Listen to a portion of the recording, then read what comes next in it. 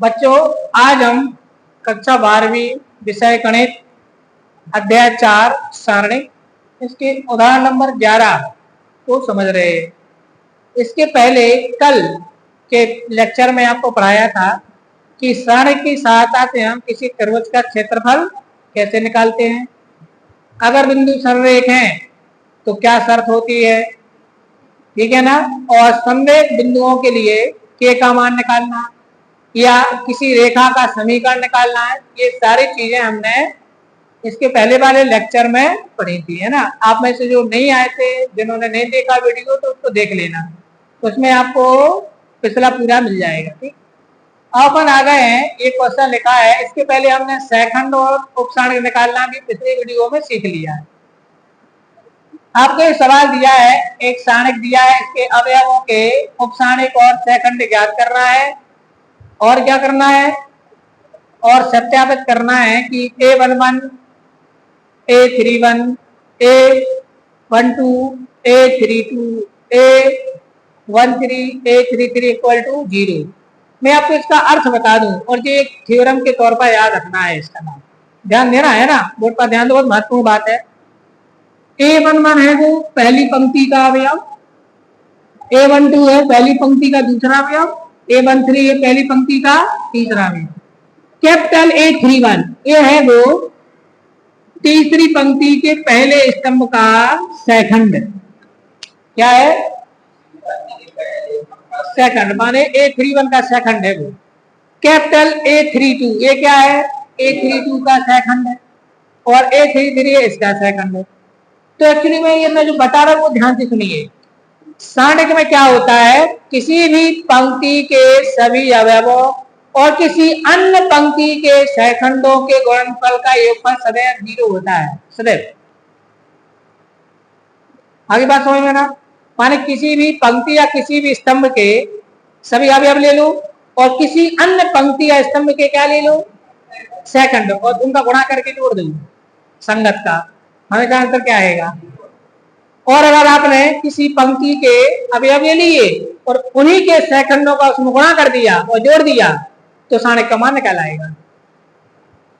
यही तो बताया था कि किसी सारणिक का मान उसकी किसी एक पंक्ति या स्तंभ के अवयवों के सेकंडों का संगत अवयवों से गुणनफल का योगफल होता है। लेकिन माने उसी अवयव के को उसी के सेकंड का गुणा करके जोड़ोगे तो मान निकलेगा, और अवयव कोई लोगे और सेकंड किसी और का, तो आंसर क्या निकलेगा, 0। तो इसको सॉल्व करते हैं, तो ये आपको ब्लैंक्स में या फॉल्स में आ सकता है। अब सबसे पहले अपन क्या निकालें इसमें, इनके क्योंकि क्या क्या पता करना है, उपसारणिक और, तो सबसे पहले हम निकालते हैं A11 का क्या, उपसारणिक। उपसारणिक को लिखेंगे M11, क्या लिखेंगे, M, इसको माइनर बोलते हैं इंग्लिश में, माइनर, इसलिए M से, तो M11। तो M11 की वैल्यू क्या आएगी बताओ, इसको छोड़ दो, इसको छोड़ दो, 0, 4, 5 माइनस, फाइनल आंसर क्या हो जाएगा, 0 माइनस 20। तो आंसर क्या आएगा, कोई दिक्कत तो नहीं इसमें। ये क्या निकला इसका, इसका हम सेकंड बना दें उपसारणिक, तो यहाँ पर लिखेंगे, इसलिए A11 का क्या, सेकंड, इसको बोलेंगे हम क्या, A11, क्या बोलेंगे। तो A11 के लिए क्या करेंगे, -1 के ऊपर 1 + 1 का पावर इंटू M11, यही होता ना। उपसारणिक में उचित चिन्ह लगा दो, सेकंड बन जाता है। तो इसकी वैल्यू क्या होगी जल्दी बताओ, -1 को 2 की आप प्लस में आएगी, +1, यानी कि प्लस लगा दो, और M11 की वैल्यू कितनी आएगी, -20। तो आंसर तो वही आएगा, -20। तो इसका सेकंड भी -20 है। और अब यहाँ पर निकलो M12, M12 का मतलब ये दूसरे का निकालना है, क्या निकलेगा बताओ, इसको छोड़ दो, इसको छोड़ दो, 6, 4, 1, आंसर क्या आएगा, 6, 7 -4, तो -40 आएगा, नहीं आएगा। अब यहां निकालो A12 A12 तो क्या आएगा -1 के ऊपर इंटू M12 जो होता है ना कि माइनस M12 की वैल्यू कितनी है माइनस माइनस क्या आएगा +46 हो जाएगा। क्लियर हो गया सबको? क्लियर है कि नहीं है? आप निकालेंगे किसकी वैल्यू क्या अच्छा नहीं नहीं नहीं नहीं 70। अब आएगा A11 तक पहुंच गया है M11 अब निकालो M13 की वैल्यू क्या आएगी इसको छोड़ दो 6015 तो 6×5 - 0 बराबर और अब निकालो A13 की वैल्यू तो -1 की ऊपर 1 + 3 इंटू M13 नहीं आएगा तो -1 की ऊपर 4 माने प्लस नहीं आएगा +30 आएगा। क्लियर? अब निकालो M21 दूसरी का पहला यही है ना M21 तो क्या आएगा बताओ इसको छोड़ दो -3 5 -7 इसको हल कर दो 7 3 21 -25 -4 नहीं आएगा और अब निकालो इसका A21 की वैल्यू क्या आएगी -1 to the power 2 + 1 into M21 इसकी वैल्यू माइनस में आएगी और ये माइनस है तो -4 = +4 सही है आएगा नहीं आएगा 21 तक हो गए। आप किस पर आ जाते हैं M22 की वैल्यू क्या आएगी M22 कहाँ देखना है ये है तो इसको और इसको छोड़ दो तो 2 5 1 -7 2 5 1 -7 तो क्या आएगा 7 दूनी 14 -5 तो माइनस क्या आएगा अब निकालो A22 तो -1 के ऊपर 2 + 2 का पावर इंटू M22 तो प्लस में माइनस मान की नहीं रहेगा इसकी वैल्यू तो प्लस में आएगी ना तो नहीं आएगी बात समझ आएगी ना नहीं आ रही बात समझ में। अब आते हैं या ऐसा लिख दो +1 इंटू -19 इक्वल टू क्या आएगा +1 इसकी वैल्यू होगी -19 इसकी। अब आ जाते हैं M23 पर तो बोलो इसकी वैल्यू ये है इसको तो 2 - 3 1 5 2 - 3 1 5 कितना आएगा 5 दूनी 10 -3 13 हो जाएगा नहीं आएगा। अब बताओ इसका A बताओ A23 तो -1 का पावर 2 + 3 इंटू M23 तो -1 इंटू 13 इक्वल टू क्या आएगा -13 सही है ना सही है। अब आ जाते हैं M31 पर 31 ढूंढो जल्दी कहाँ है ये है तो इसको छोड़ इसको तो -3 5 0 4 -3 5 0 4 इक्वल टू 4 3 12 -0 इक्वल टू -12 आएगा नहीं आएगा। अब क्या चाहिए हमें A31 तो -1 टू दी पावर आप 3 + 1 इंटू M31 इसकी वैल्यू तो +1 होगी ना गणित -12 तो इक्वल टू क्या रहेगा। अब चाहिए हमें M32 की वैल्यू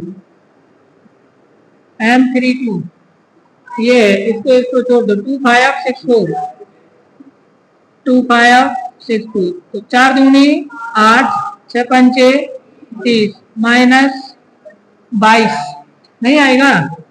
यहाँ पे आते ये M32 तो -1 टू दी पावर आप 3 + 2 और यहाँ पे क्या लिखना है इसकी वैल्यू -1 ही तो आएगी और इसकी वैल्यू -22 तो मिला के क्या हो गया आएगा नहीं आएगा। अब क्या निकालना हमारे लिए अब क्या निकालना है एम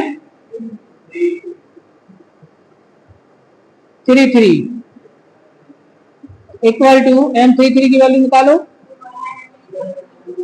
इसको छोड़ दो, 2 - 3 60, 2 - 3 60, हल करो तो 2 शून्य शून्य -18 तो बराबर +18।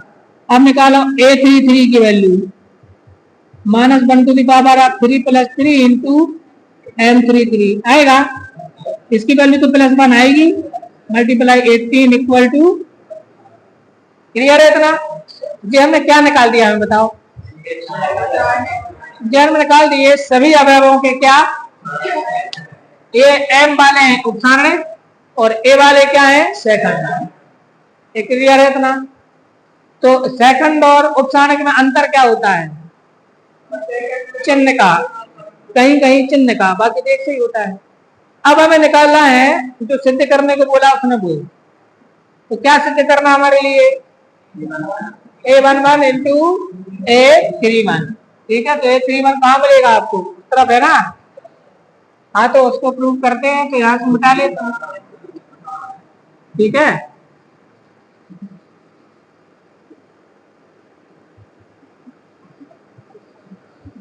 चलिए अब अपन करते हैं, बढ़ गया क्या?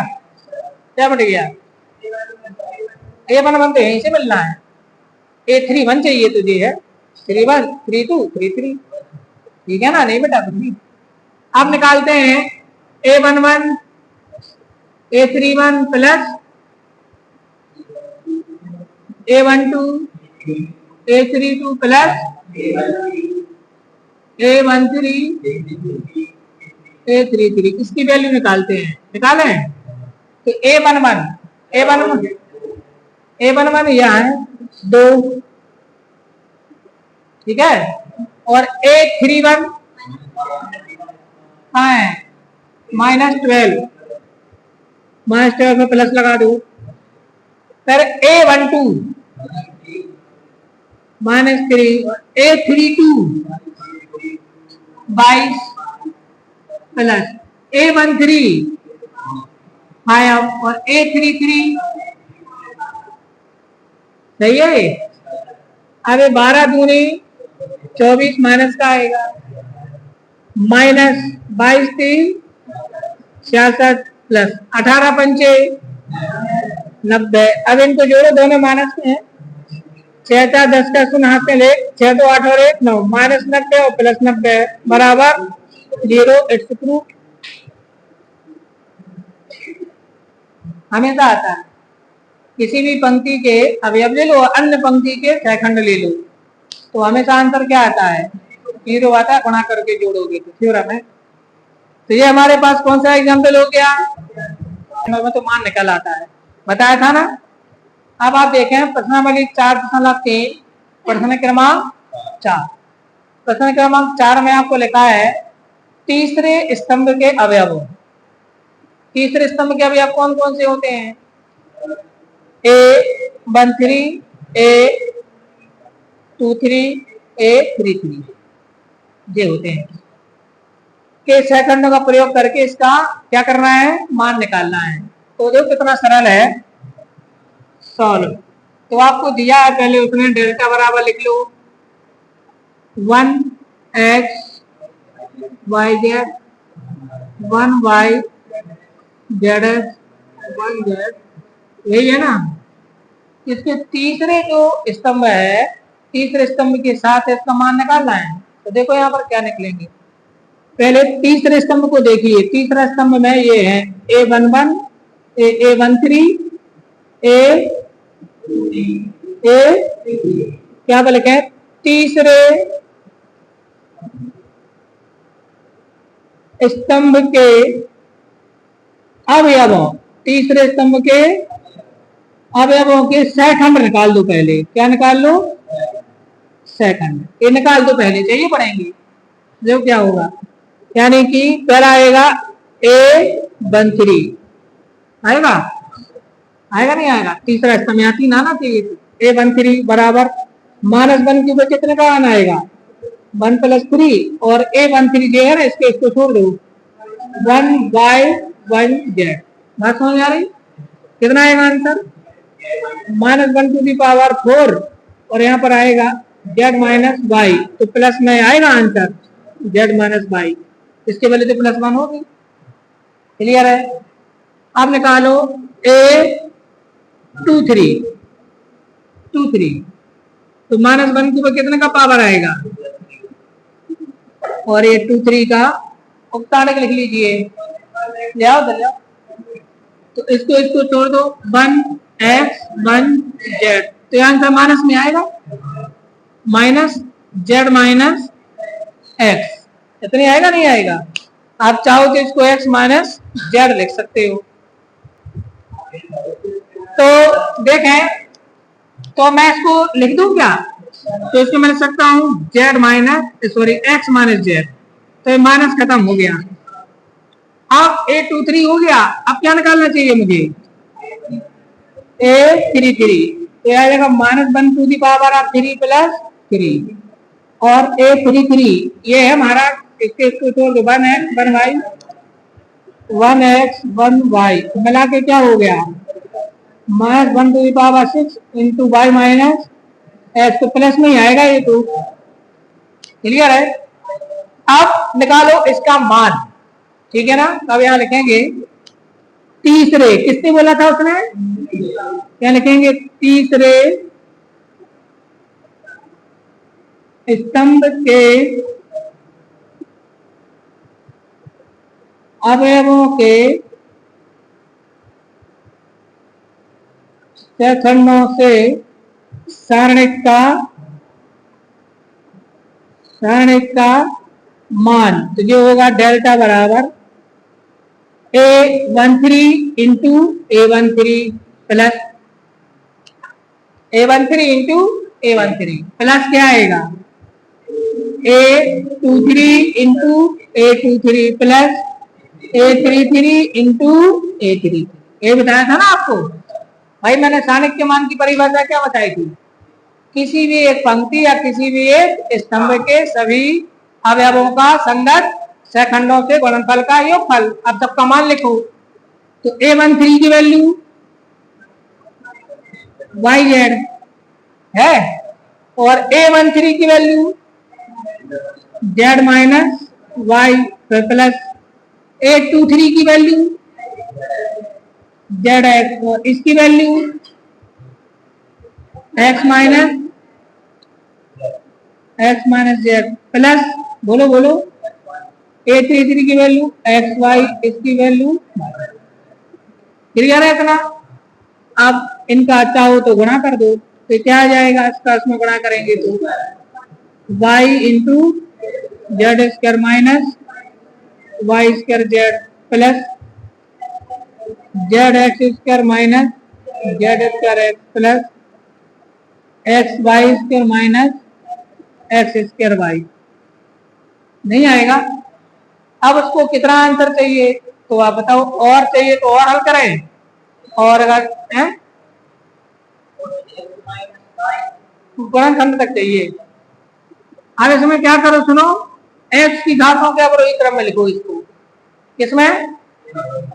x की घातों के अवरोही क्रम में। तो पहले x वाला वर्ग लिखो x का, तो क्या आएगा? एक ये है वर्ग, तो आएगा zx वर्ग माइनस x वर्ग y, तो x वर्ग वाले हो गए a और ये हो गए। अब लिखो x वाले, x वाला एक कौन सा है? xy² और माइनस z² x, नहीं x वाले लिख, पहले x वर्ग वाले, हम x की घातों का अवरोही क्रम में लिख रहे हैं ना, तो पहले x वाले, x वर्ग वाले, फिर x वाले, अब ना x वाले, तो बगैर x वाले कौन बचे? हो y² माइनस, अब इन दोनों में से क्या है कॉमन? तो बनेगा z माइनस y। इन दोनों में से क्या है कॉमन? तो बचेगा y² माइनस, इन दोनों में से क्या है कॉमन? yz, दो ही है, तो z माइनस y। नहीं आएगा? नहीं आएगा। अब मैं इसको लिख देता हूं x² into z minus y, इसमें से माइनस कॉमन ले रहे हैं, तो जो कहा z² माइनस वाई स्क्वायर। अभी था Y square minus Z square और मैंने माइनस कॉमन लिया तो क्या बन गया, पलट जाता है, ठीक है ना, तो आगे माइनस आ जाता है। अब ऐसा क्यों कर रहा है बताओ मुझे, ताकि सब गुणनखंड एक से हो जाए। अब यहाँ पर A square minus B square का सूत्र लगा दो, Z minus Y minus X, एक में आएगा जेड माइनस वाई, दूसरे में जेड प्लस वाई नहीं आएगा, और प्लस बाई जेड और जेड माइनस वाई। अब तीनों में से क्या है कॉमन बताओ, जेड माइनस वाई कॉमन है, तो जेड माइनस वाई कॉमन लेंगे तो अंदर क्या बचेगा हमें, तो यहां पर बचेगा एक्स स्क्वायर माइनस एक्स और जो बचे जेड प्लस वाई और क्या बचे, इतना समझ आ गया सभी को। अब इसका गुणा करो अंदर, यहाँ पर आ जाते हैं, सवाल ऐसे नहीं है, तो जेड माइनस वाई समझ आया। अब यहाँ पर आएगा x square minus x square के अंदर गुणा करो, तो माइनस एक्स जेड और माइनस एक्स वाई और प्लस क्या आएगा, अभी मैंने किसकी घातों के अपरोही क्रम में लिखा था, अब लिखो वाई की घातों के अपरोही क्रम में, तो जेड इनको नहीं बोलना अंदर को, पहले वाई वाले लिखो, पहले क्या है Y Z minus X Y और फिर जी वाले लिखो प्लस एक्स स्क्वायर माइनस, अभी आ गया हमारे पास जेड माइनस वाई, इन दोनों में से कॉमन क्या आएगा, जेड माइनस एक्स, इन दोनों में से एक्स कॉमन ले लो, एक्स माइनस जेड आएगा ना। अब एक्स माइनस जेड को जेड माइनस एक्स बनाओ तो क्या हो जाएगा जल्दी बताओ, हाँ जेड माइनस एक्स तो जेड, अब जेड माइनस एक्स को कॉमन निकाल दो, तो यहां पर था जेड माइनस वाई और कौन आ गया, तो अंदर क्या बचेगा, अब लिखो चक्रीय क्रम में, चक्रीय क्रम माने पहले वाई माइनस एक्स है ना, इसको लिखो एक्स माइनस वाई, तो एक माइनस कॉमन आया, तो ध्यान रखो एक माइनस कॉमन आ गया है, एक्स माइनस वाई के बाद आना चाहिए वाई माइनस जेड, तो इसको लिखो वाई माइनस जेड, तो एक माइनस इसमें से कॉमन आया तो वो क्या हो गया, प्लस हो गया, और फिर आना चाहिए जेड माइनस एक्स, तो ये जेड माइनस एक्स है, देखो समझ आइए ना बात, तो क्या आया आंसर, समझ आया। इसको मैंने चक्रीय क्रम में लिखा है, यहां पर क्या लिखेंगे, चक्रीय क्रम में लिखने पर, चक्रीय क्रम में लिखने, जब चक्रीय क्रम लिखेंगे तो जो पलटेंगे उसके माइनस कॉमन आते जाएंगे, जो माइनस कॉमन आए तो दोनों माइनस का क्या बन गया, तो ये सवाल सरल नहीं है वैसा, समझ आ गया ना बात सभी को, तो आप अच्छी तरह से इसको देख लीजिए।